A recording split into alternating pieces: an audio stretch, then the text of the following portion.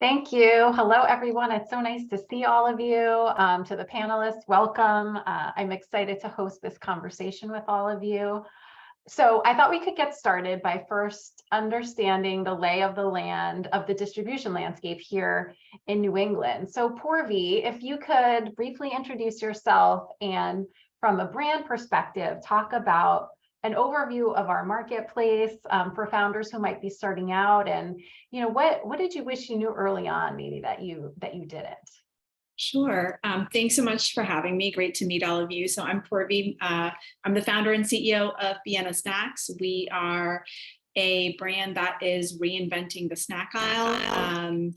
I launched the brand in Boston, in the Boston area in 2012. So we've been in the market for 10 years, growing and growing. And, we're reinventing the snack aisle by both creating totally new categories, such as the roasted chickpea snack category. And we're now also going into existing categories and really upgrading everyday snacks, such as chips and crisps, with our newest product line, Tasty Thin. So in terms of the New England marketplace, I think the biggest thing I would say is, if you hear most entrepreneurial stories, most entrepreneurs will talk about the things that they did right, but then also the luck that came their way. And for us, one of the luckiest things that happened to this brand was the fact that I happened to live in Boston, in the Boston area, and I launched the brand in the Boston and New England area. And I think that there's a couple of unique characteristics about this region that really make it an ideal place to launch a natural food and beverage product. And I'd say there's kind of three things that I think about that relate to the consumer as well as the retail landscape. So as it relates to the consumer, New England has one of the highest percentage of consumers that actually genuinely care about health, and they're willing to invest in their health. So if you are a health-focused brand, whether it's food or whether it's health tech, whatever it may be, this is one of the best places in the country, in the United States, I would say, to really go out and launch that kind of product.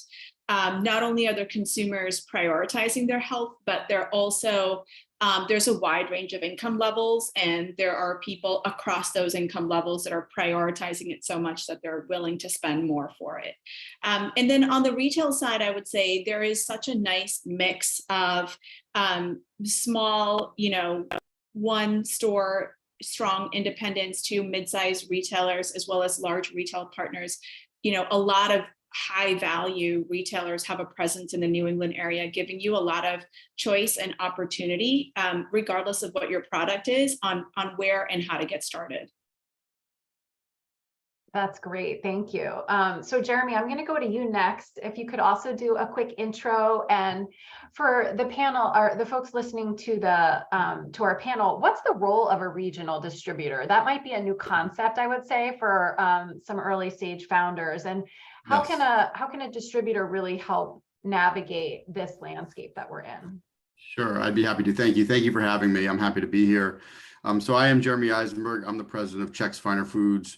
We are a regionally based, especially a natural food distributor. We have a deep footprint and our deep roots here in New England, but have sort of expanded over time down the East Coast.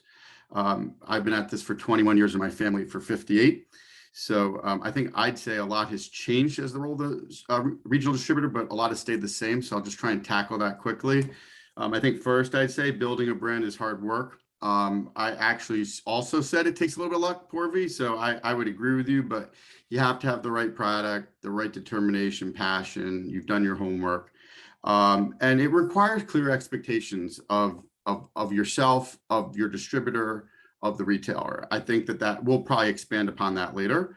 And I think there's also been a lot of consolidation of retailers and distributors. So just understanding how we're all sort of what roles we play and how we're different. I think our role as a regional distributor will help give you greater reach. So we, literally go up to the tops of Vermont, down into New York, and everywhere in between. So it's, I think that you really understand the geography. Also, we're really, I think, proficient at helping to build brands, help to build categories. So there's a level of touch that you get typically by working with a regional distributor. and also some efficiencies that you can create. So I actually truthfully believe that brands can benefit a lot by starting direct to the stores. You learn a lot, you get direct feedback, you refine and you understand. And then there's a tipping point moment where someone like Chex can really help lean in and expand that growth. You know, a couple other areas where I think we really make a difference. We widen your sales force, right? So we have 30 people in sales and merchandising roles that are oriented both regionally and by account. So that's really a huge difference. And then helping you to market your product, whether it's in catalogs or selling shows. You know, anybody is welcome to come to, we have a show in the spring. You're welcome to come just to be there. So mark your calendars, and I'd be happy to give the information for them to sit down just to see what it's like, because there's no elevator that you can just press the button to do. There's some hard works. And I think we can also guide you, help you understand how to navigate the landscape, watch out for common mistakes, what are some best practices, and maximize your spend, right? So helping you make sure you're spending on the things that are going to drive the needle the most and that make a difference. So I think that encapsulates it. Yeah, I can put in a Yeah. plug for Go Chex ahead. and Jeremy's team, because they were one of our first partners and they were phenomenal. They are phenomenal. So Thank you. Poorvi, you had said too, this was at a time when it was too much for you to be driving and delivering your chickpeas from your trunk, right? So yeah. Before Chex, I was figuring out how many cases I could fit into my car. So yeah, I'm sure that is a relatable story for folks in the early. And I remember a Saturday afternoon where Poorvi's calling me and I'm actually picking up the phone and talking about what needs to be done. So it's all good. Right. Yeah. I love to, Jeremy, how you mentioned kind of the right stage and time for thinking about engaging a regional distributor. But Jason, if you could introduce yourself and also talk more about what role you see Roche Brothers playing in the local marketplace here, kind of dovetailing off of Jeremy's comments around engaging with a regional distributor. Sure, thanks, Laura. I'd be happy to. So my name is Jason Corriveau. I'm the Director of Grocery and Perishable Innovation for Roche Brothers. So those of you that don't know, we have 20 stores in total, 60 Roche Brothers stores, which is our sort of a high-end supermarket, and then 4 Brothers Marketplace stores, which is a smaller format, much more hyper-focused on fresh and local products. And so we often use that as sort of our incubator for brand new brands that are from the local community. So I think we're sort of uniquely positioned, having been in the community for 70 years, to work with new and local brands. That's what we're all about. We're about community and about unique local products. So we spend a lot of time seeking those out, working with our distributor partners or just directly with manufacturers. Thank you. That's so helpful. So Poorvi, if we go back over to you, thinking about the early days of Biena, kind of take us back to how you thought about the right first points of entry into the marketplace, given, you know, the product category that you're in, the consumer that you were going for, and maybe touch on too how founders can think about the level of investment required in the early stages to gain and support distribution. Sure. You know, first points of entry were really just a combination of natural independence, Whole Foods. I literally started the brand by connecting with one forager at an individual Whole Foods location. I got it into that one store, then I personally sold it into like 10 more stores, and then the performance of the brand and kind of the way that I was supporting it got the attention of regional, and we went regional with Whole Foods. And then shortly thereafter, you know, we started talking to additional, you know, retail partners such as Roche Brothers, but also Dave's Marketplace in Rhode Island, Fruit Center Marketplace. And these were some of our earliest partners. And, you know, so it was a lot of hustle, just me going around independently, you know, doing everything I possibly could, maximizing every waking minute of the day to get this new product line and really this new category, you know, into the first set of retailers. And a lot of times people were asking me like, what's a roasted chickpea? You know, I was really educating people about that. And what I wish I knew about investments, I think that I was almost doing things in too hard of a way. Like I was supporting through demos because I knew that that had to be done, and that's what everybody talked about. But I was not doing enough of the things that I think are the smart set of things to do that we do now when we launch a product, which is not just demoing and driving sales and educating, but just paying a lot more close attention to what's working and what's not working.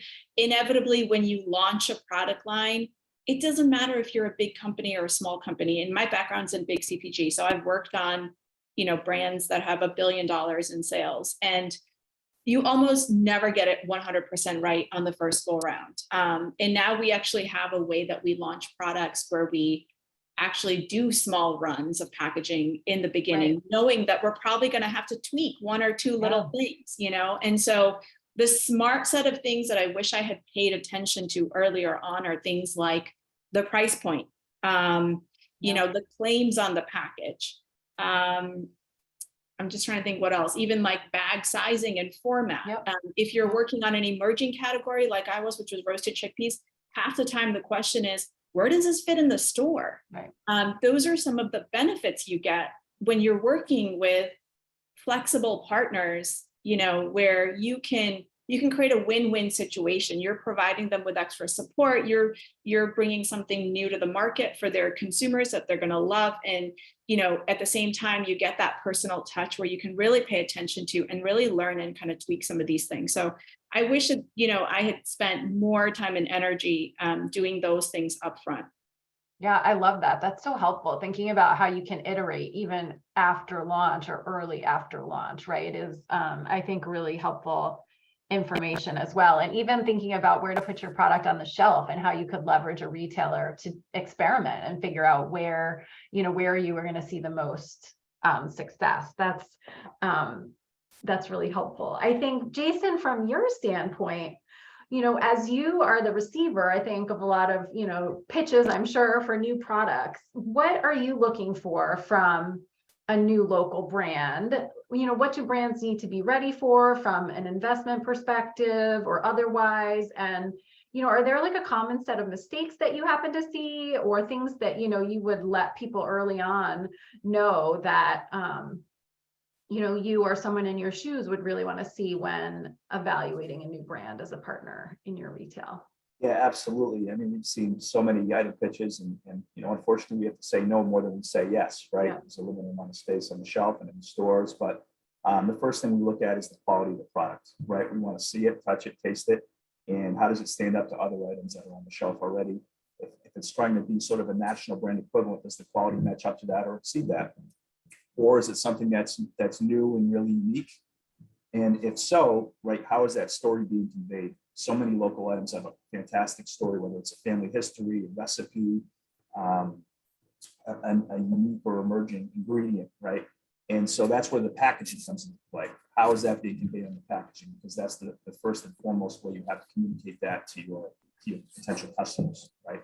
So I think quality, packaging, and Poorvi just touched on it, but price point is also important, right? I think customers are absolutely willing to pay a premium for local products, but up to a certain point, right? And especially in today's environment right now. So thinking about what that cost in retail is going to be in order to still return the right margin to the retail partner. From an investment standpoint, demos is absolutely important because you can't just have your product on the shelf. You've got to get out and tell the story and share it with customers. So investing the time to do the demos and tell the story, I think, is important. But also having some money ready to invest in some sort of a marketing plan, whether that's an in-store special price point, whether that's a marketing plan like we do more and more now with social media than we ever have. And so it's actually a great avenue to tell the story, to get some awareness out there about the brands. So having some money ready to push the product is critical. And that's one of the mistakes we see is sometimes, not always, but a manufacturer will think once the product is accepted and it's going on the shelf, the job is done. And that is absolutely not the case, right? It needs some promotional support, it needs demos, it needs a marketing plan. There's so many items in the store you have to drive trial and awareness, and that takes a lot of hard work. And so thinking that it's on the shelf and then a year later, if the sales aren't there, and the retailer comes back and says, I'm sorry, but I have to discontinue your brand. And then they're surprised, right? So typically if we take a new item in and there's some support, we give it at least a year, right? And if the support's there and we like the story and they're trying really hard to support us and we're trying hard to support them, it's going to stay on the shelves for longer. But there is sort of that 1 year minimum we think about where if something really doesn't work, we have to make tough decisions, right? Because again, limited space. So that's one of the mistakes we see. Yeah, that's super helpful. I think when you get on shelf, the work begins, or a new category of work begins in supporting the product, both in the store environment and outside the store. There's Jeremy, one other thing I could share before you move to Jeremy, and Jeremy kind of hit on this earlier on, is that another mistake would be having the wrong distributor agreement, right? So we've seen it where new brand, new item goes to a very large distributor, a large regional or a large national distributor.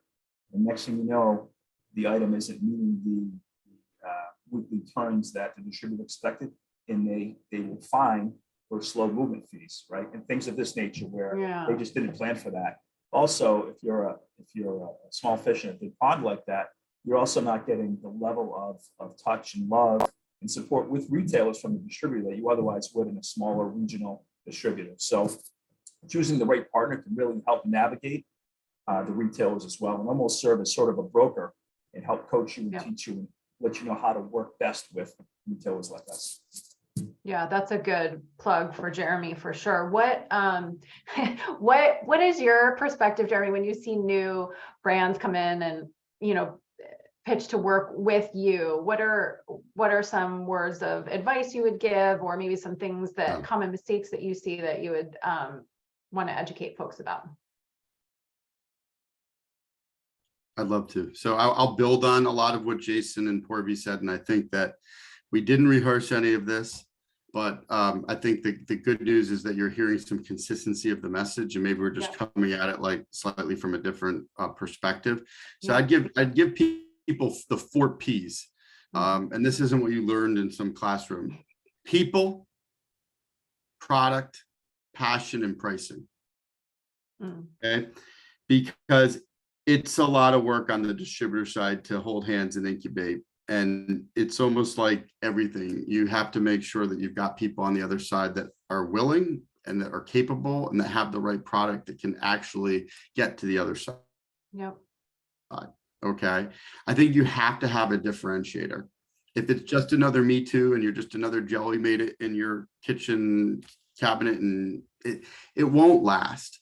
So I think a lot of what people buy initially, it's easy. The first hook is local, but for a product to last, it really has to be a great product that happens to be local. Right. So I think that that's really a key piece to be able to really, hone in on and understand. And I also would say on the packaging side, my dad taught me this very, very early. People buy with their eyes and they come back with their stomachs.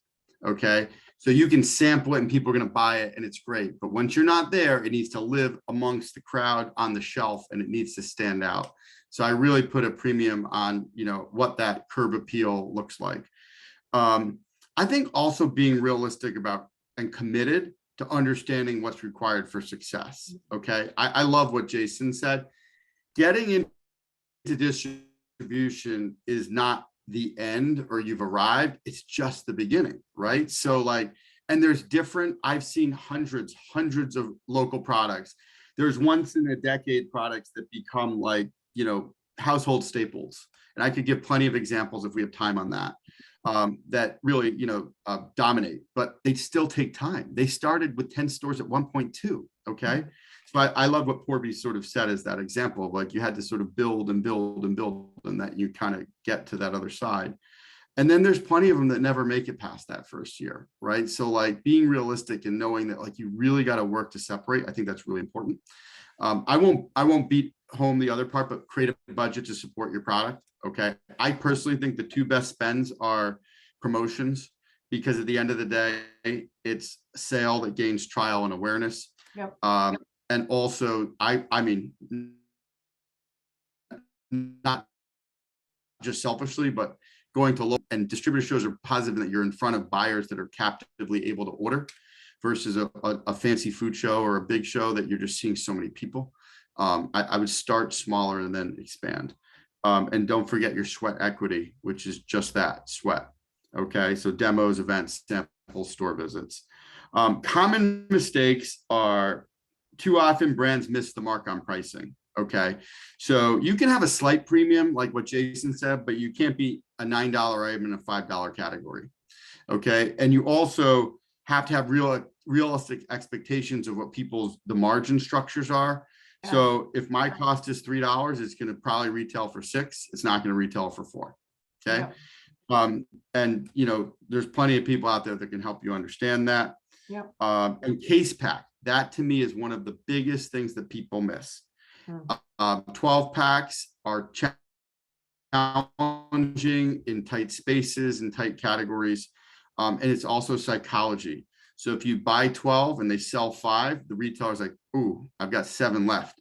If you sell them 6 and they sell 5, they're like, wow, that was a good one. Let me order another case. And then that helps you with, placement allowances that a retailer asks for a free case on.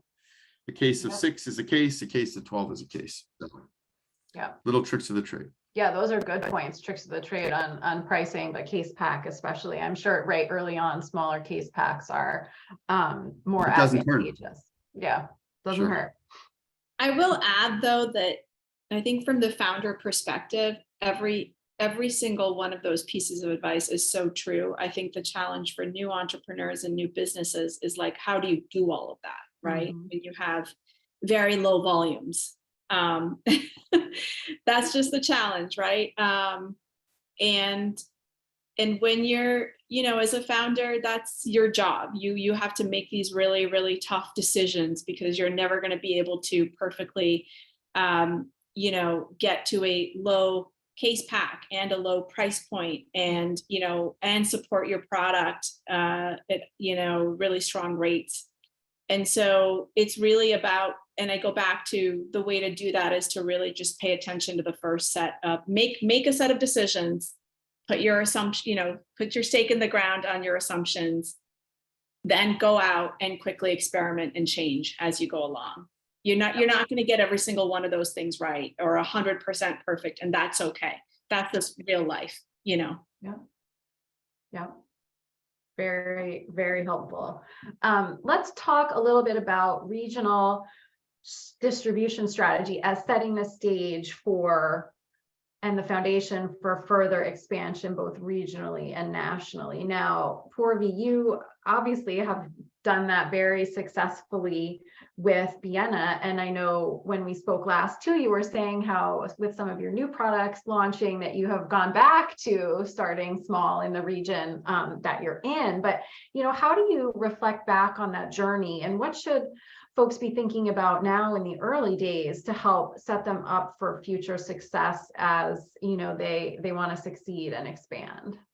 Yeah, I think the couple of things I would say. The first thing is one thing that I've already said, which is when you're thinking about regional within the context of, okay, one day I might want to take this brand nationally, the first thing is pay attention to what's working for you regionally and try really hard, and this is very hard to do, try to contain the brand regionally before you go national.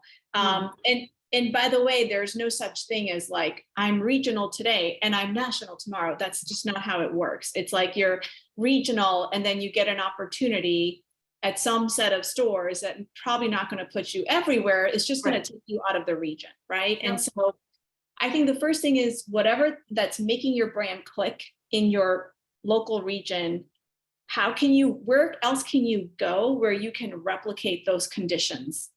What are the, analogous parts of the country? What are the analogous retail partners where you're going to meet the same demographic of consumers? So you want to go there first. That's one thing to keep in mind. I think the second thing is, and this is one of my biggest learnings in general about business and probably life, is tango with the people that want to tango with you, right? Push and hustle. But know that if you're working on something new and innovative and the other person is like that 5th try, that 6th try, that 7th try is just like not that excited, or you're having to push extra hard, it's probably just not the right partner or not the right time, right? And that's okay. That's okay. Because in my experience, it really, and I've worked with so many buyer partners across different channels, and you really need a partner on the other side that's willing to put a stake in the ground and invest in you, just as you're willing to invest in them. And it's okay for you to have those limits to say, I'm sorry, this just doesn't work for me. Or I'm sorry, I would really love to be in this partnership, but here's what we can do with the level of spend that we have, or the kind of distribution we have, or whatever that may be. So really know who you want to work with and look for that reciprocal relationship and desire to be in a partnership. And then lastly, I would say, you know, nurture your local relationships and your regional relationships, because they will continue to be and can be your strongest assets and like the strongest part of the foundation of your base. It should be your highest velocity stores. It should be your most loyal fans. And you want to just nurture that and continue to build that over time, make it stronger and stronger. Yeah, that's great. That kind of goes back, I think, your earlier point of, you know, tango with who wants to tango with you, to Jeremy's point about passion. Like, when you find somebody that really gets you and your product, right, and is willing to go out on a limb or take that extra step for you, that's a great next move for the business and the brand, I think. Jeremy, what would you add to this from the perspective of thinking forward as you know, a regional distribution strategy, setting the foundation for going bigger down the road? Sure, it's a great question. I just think that without having to repeat what Poorvi said, listen to what she just gave you. There's a lot of wisdom there. I mean, I think at the end of the day, people are always, where they get caught is they're thinking 5 steps down the road without taking care of the first step. Yep. And I think that that's a common mistake. And I think the listen, make mistakes, learn and adjust. People get so sort of locked in on that, and it's just sometimes it's as simple as making just a few adjustments. And I think that you really need to like hone your craft at home first and work and invest extra here, because you can get that connectivity, you can get that feedback, and that ends up being invaluable before you start going and keeping your eye off these big things, which by the way, are going to ultimately cost you a lot of money. Yep. Right. So like going outside of your home base, like it's expensive. So like get your proof of concept, get everything working, have a great story to tell. Yep. But I think that people oftentimes are trying to move too fast, too quick, and then they're ultimately, they flame out. Yeah. Yeah, I would agree with that. I think kind of moderating the pace, right? So that you can drive success where you are. That's your job number one. Where you've got stuff on the shelf, how do you figure out how to drive success there? And then so Poorvi just told you she was a 10-year overnight success. Right. And there's still people in my own backyard that don't know about our brand in the Boston area, right? So I say that to our team all the time as well. Yeah. Jason, anything to add on this topic before we move on to the next question? You know, I don't have too much to add to what Jeremy and Poorvi just said. I agree with them 100%. I mean, from a retailer perspective, it's always the old, don't forget where you came from, right? So we love to help brands build and get to that point where they're going to expand beyond the region. Just don't forget that we help get you there, and continue to stay in touch with us, keep supporting us. And we've got brands that are like that, where they, I would say, overinvest with us now because we help get them to that point where they can grow. Right. 100%. Yeah. So switching gears a little bit to talking about building successful relationships. Now, clearly it's important across all of the stakeholders that we have here, brands, distributors, retailers, to build strong relationships, winning partnerships, especially in the early stages of growing a business. So Jason, if we start out with you, kind of as a retail partner, what are you looking for from a brand in order to build a really strong relationship? I think being open to feedback is very, very important, right? We don't have all the answers. Our partners may not have all the answers, but together we might be able to figure it out through collaboration, right? So Yep. what's the price point that's going to work? What's the placement in the store that's going to give us the best chance of success? Is there anything with packaging that could be made better to help you stand out more? All of those sorts of things. What are the promotions that are going to be the most efficient for you to drive cases and create awareness for your brand? All of those things, just being open and working together to build it together. Yeah. Poorvi, how about you from a brand perspective? Do you have like a story you can tell about how you built a successful relationship, or even maybe if there's an example where for some reason, there were challenges and what you learned from that? I'm trying to think of a good example. I mean, I think there's examples of times when we didn't fully have, like what I said before, a partner that on the other end, we may have been in their stores, but they weren't like overly invested. And I think those partnerships do okay, but we really there's missed opportunities there to build Yep. something really special. And so I think that, I think the key though, the hard part in today's world where everyone is inundated with so much stuff is like, how do you build that partnership, right? And I think, one of the things that I talk about with our sales team, and actually not just our sales team, but like our entire company, all of our team members across functions, which is just communicating and being curious, like intellectual curiosity. Like when you're talking to a partner, don't just ask about like the specific thing that you guys are talking about in this moment, but really try to understand the context of like what's going on in their business. What are their priorities? What are their goals? And again, this is not just for our buyer partners, but it could be a freight partner. It could be a warehousing partner. It could be any of these partners, because you never know, you might learn something about them and their life or their business that you might be able to like, leverage later on to like build out another part of the partnership or create a win-win solution later on. So that's, I think, one thing.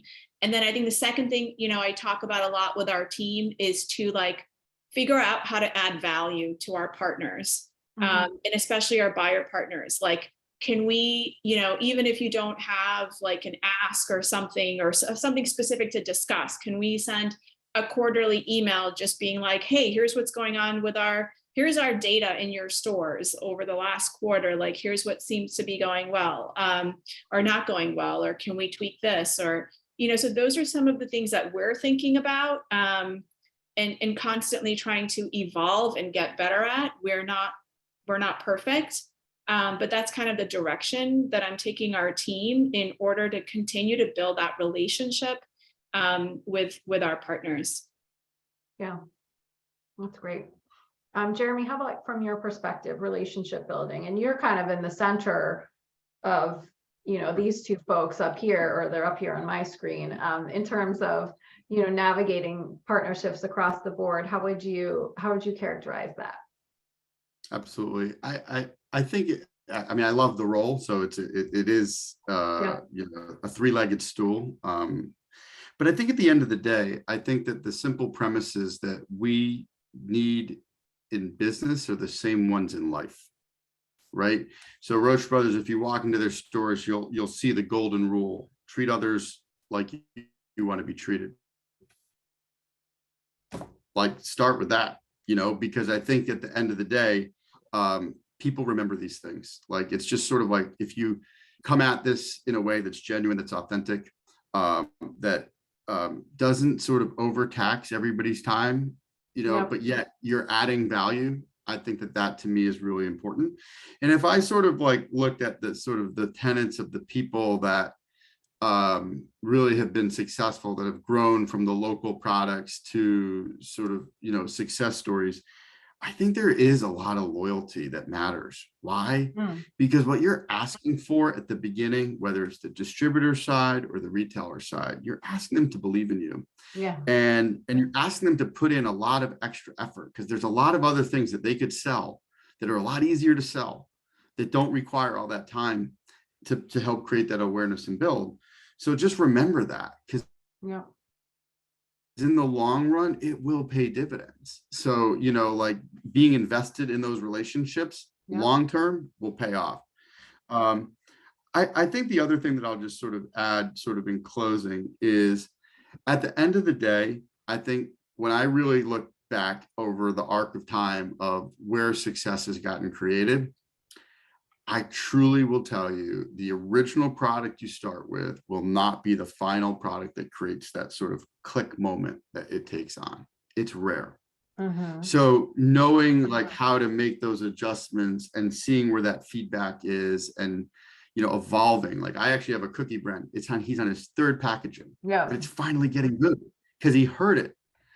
And so like that to me is like a perfect example. He's like a quintessential. He sends me an email yesterday. I just want to keep you posted. Me, not my category manager, but like because he's invested in the relationship and we've helped him sort of create his initial customers relationships that he's looking to build his entire selling story off of. So I respect that.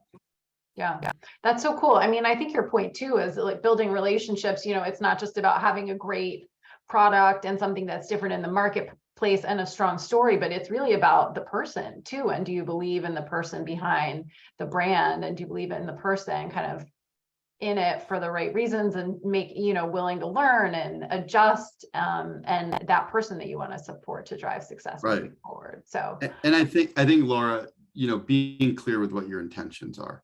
Right. Jason's been around a long time. I've been around a long time. The buyers have been around a long time. They can see it. Like they know, like if you're authentic and you're sincere and you're going to really sort of be committed, it comes across. If you're somebody that's really, you know, not in it and just is looking to sort of find their quick, you know, it's people don't sort of invest at the same rate or level that they would otherwise.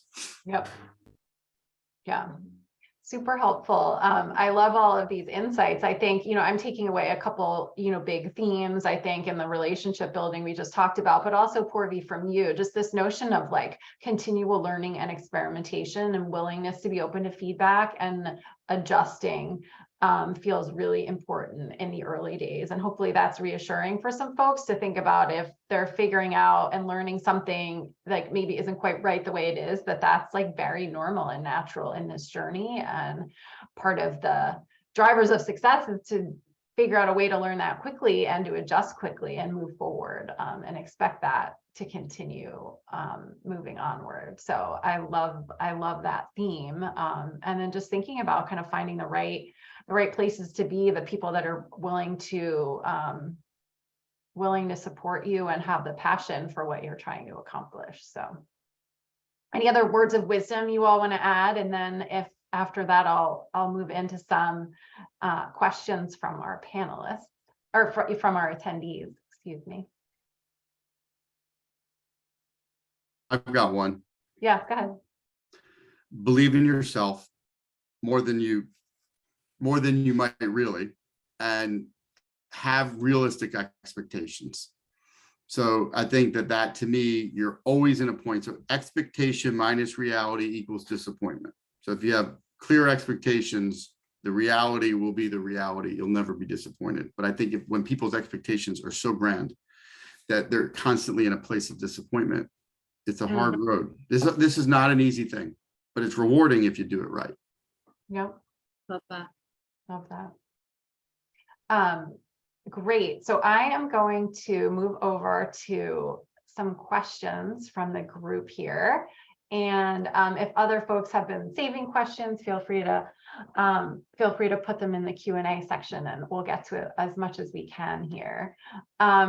Here's an interesting one that we didn't touch on that I think is worth touching on. How does the strategy of launching in retail regionally versus nationally play with the online D2C channel? So I think Poorvi, you could, potentially take this one. So do you consider these separate as a new brand starting out, or how do those two things work together? I think that you can treat them both ways, to be honest. Each of them can operate independently, more so than you would think. And at the same time, they can interact with each other. There's a lot of brands today that started out as digital first brands, and we're the opposite. We started out as a brand with distribution and bricks and mortar, and people don't realize that you can actually grow in bricks and mortar just based on the basic principles of like retail. You can grow that way in your local region, in your region, without being this crazy big e-commerce brand or big social media brand. And then the same is vice versa. You can be a huge DTC brand and have zero presence. And so these channels can operate independently of each other. You don't have to try to do it all at once. At the same time today, I think, and you guys have probably seen, many of the same articles about, VCs and investments for DTC is drying up. The cost of advertising is going up. And so, I do think the best place to be today is to be an omnichannel brand, which is, I want to be where my consumers are. I want to be where people are buying. So at the same time, you can't do all of it all the time either. So you're going to have to make some bets. And so that's kind of how I think about it. Yeah, that's great. Jeremy, I think this one could be for you. Can you work with a distributor on expanding your customer base, but retain pre-existing customer relationships? So maybe talk about kind of how to navigate those partnerships simultaneously. Sure. I think those are great conversations to have at the outset. Yep. Because I think at the end of the day, the reason that we exist is to be great at what we do, so you can be great at what you do. Yeah. And I think if you're still trying to go around and deliver product and, ship and pack all these like individual orders, you're sort of missing the forest from the trees of where a distributor can really sort of lean in and help you. And frankly, we're more frequent in the stores. I mean, Jason's stores, we deliver twice a week. So like you're going to actually grow more sales on that. And we're going to be focused on that. Whereas I think for you, it's just one more thing on your entrepreneurial list of 300 things to do. So I would just sort of like, challenge you a little bit to sort of think about like why, and if there's a reason, like I think we all have good conversations about, but more often than not, it tends to be a short-term thing, not a long-term thing. Yeah. Here's a question about demos, which Jason and Jeremy, maybe you could both comment on, which I think is an interesting one. Is it hard for new vendors to get demo opportunities? And what are other ways to think about that? The person is asking here, do marketplaces count or individual pop-ups in stores better? Like, how does a new brand think about, securing demo time at retail? Yeah, Jeremy, I'll start with that one. Yeah, go ahead. So for us, it's really simple. You just work through your category manager that has taken a new product, and they will work in turn with the marketing team to get your demos scheduled. We've got a platform. You can just go in and schedule the demos for each individual store you want to demo for a particular date and time. And, as long as you have certain insurance requirements, things of that nature that we look for that are pretty minimal. And then it's a go from there. You provide the product, samples that'll be handed out. You provide that to us for the customers. And that's really it. It's really pretty simple. We encourage demos in store. There was a time we weren't doing them during COVID, but we started back up again with vendor provided demos. Yeah. Anything to add there, Jeremy? No, but I think the short answer is it's the simplest way to get people to try your products. It's not scalable. But at the end of the day, I think it's like they're back. People are demoing again. Stores are welcoming them back in. And it's just a game of just honestly going for it. There's not really a lot of inhibition. You have to be coordinated. And you also want to coordinate with your distributor rep so that they have product there to sell. There's nothing worse for you to travel 2 hours and nobody knew you were having the demo, so no product was ordered. But other than that, I would say go for it. Yeah. Yeah. And I think it's a great way too, just as a plug from a marketer, to get some consumer insights. I mean, sometimes there can be an interesting theme that emerges from people trying a product that is really helpful. And there's nothing like that real-time feedback. So And I would add something that's talked about a lot in Silicon Valley and in the VC and tech space, which I think applies here, which is in order to scale, you got to first do things that don't scale. Right. Yep.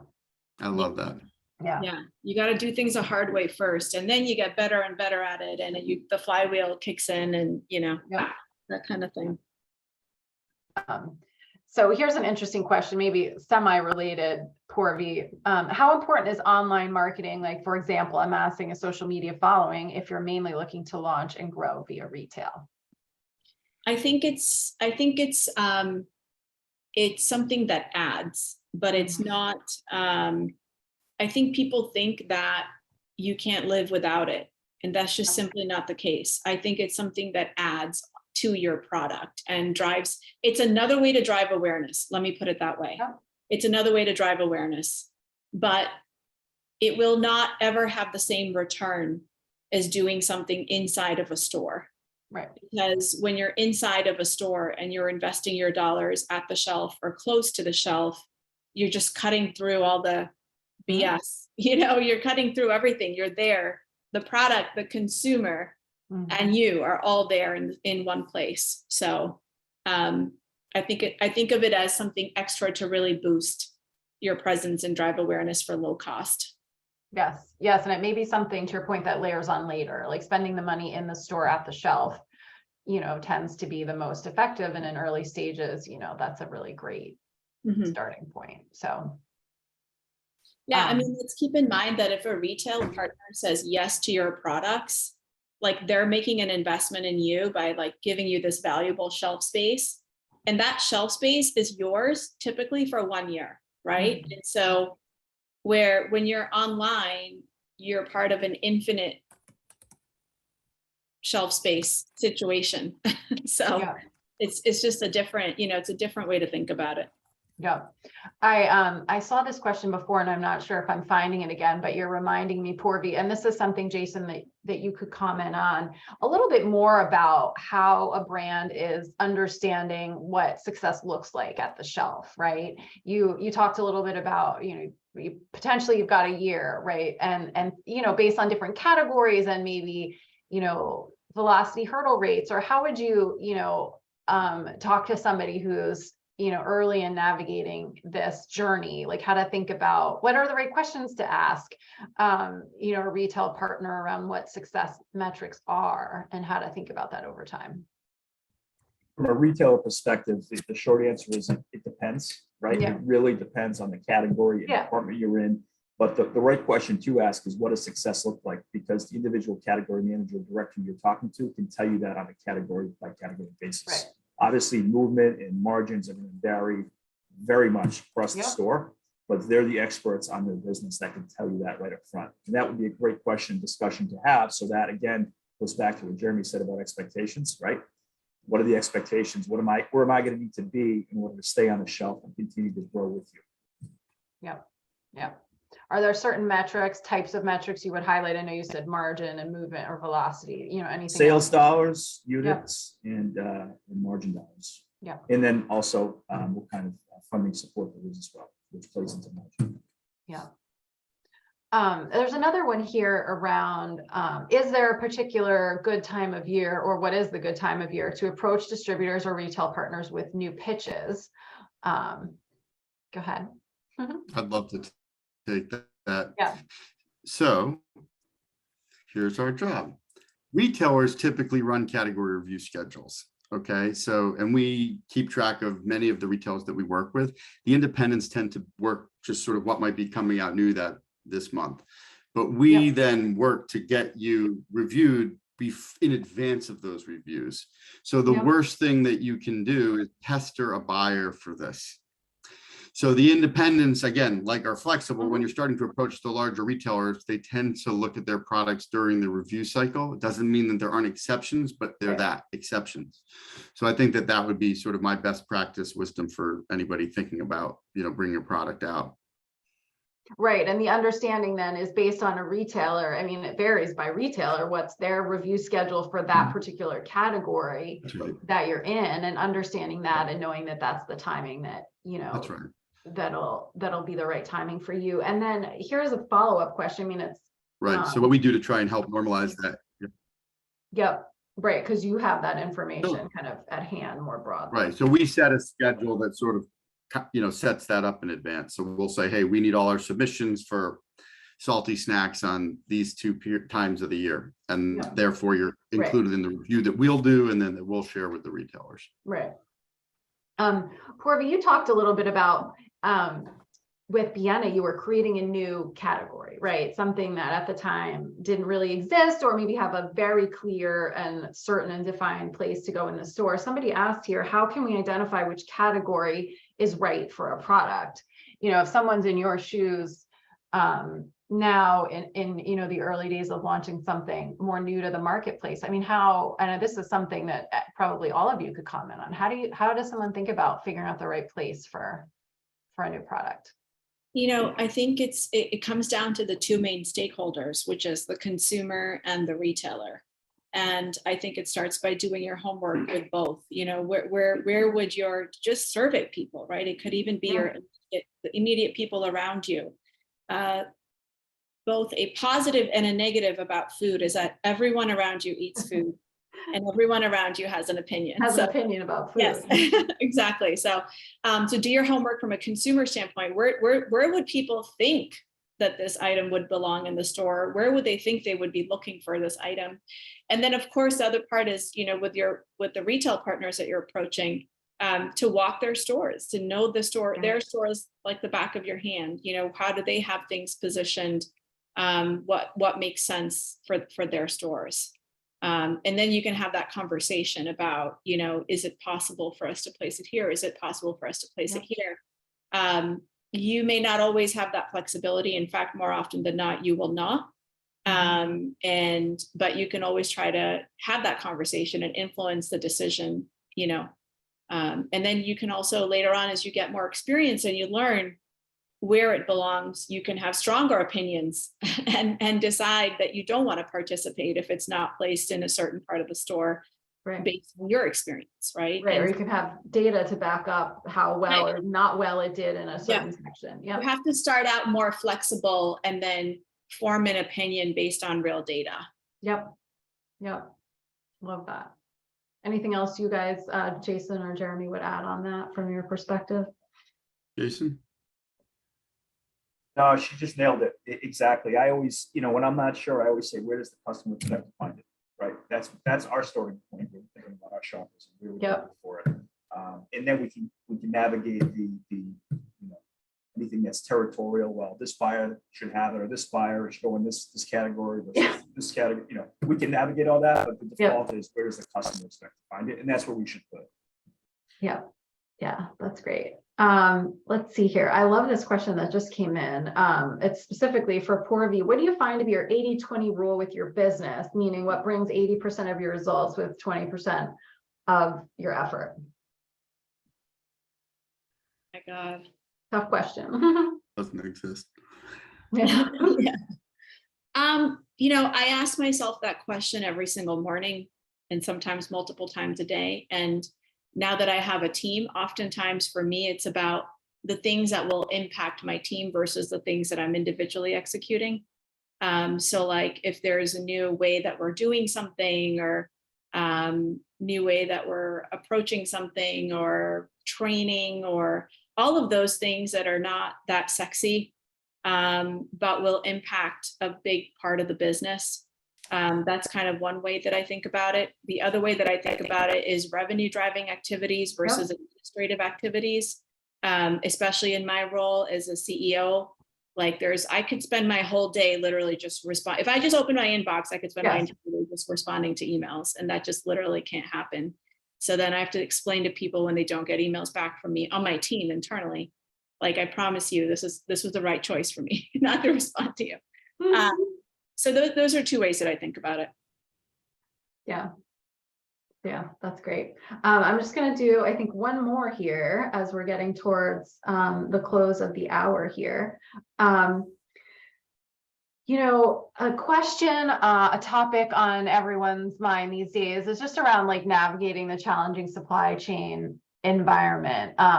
Jeremy or Jason, like what advice do you have at this point for folks that are starting out where this is, I don't know, a big struggle and a hindrance, and maybe what are you seeing currently with regards to supply chain issues and how it's impacting business from your world? Have at it, Jeremy. Oh boy. Well, there's not a lot of things that keep me up at night, but I do think that this is a reality that we have to embrace, and it's about creating clear expectations, right? So I think first and foremost, the whole idea of just-in-time inventory, it doesn't exist anymore. So I'll just start with that. So if you're expecting that you're producing your product next week and you're waiting for your packaging to arrive on Friday, it's not going to get here on Friday. So like, I think that to me is, we've built so much safety and lead time into processes to ensure that we can serve our customers at the highest level and having clear communication. So I think you have to really create an expectation that is not based on like threading the needle so perfectly. And you need to build in, time for mistakes, time for delays, there's just every which way it's happening.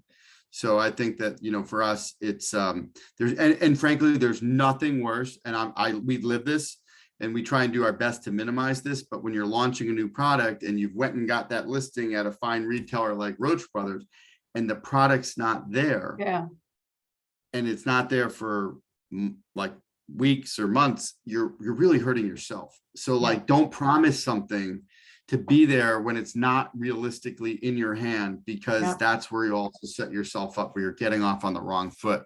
And that very friendly category manager or buyer is not as friendly with you.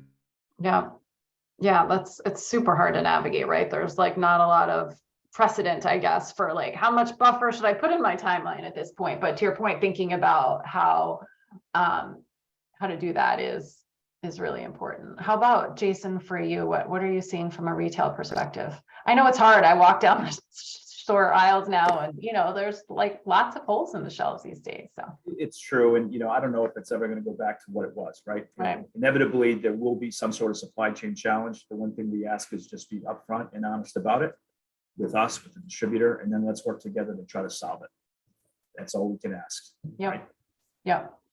This is another example of just open and clear, transparent communication being really important. Well, great. It was so fun to talk to all of you. I hope everyone learned something, and I hope I got to many people's questions that were attending, and we very much appreciate everyone who has listened in with us today. And Carol, I'll let you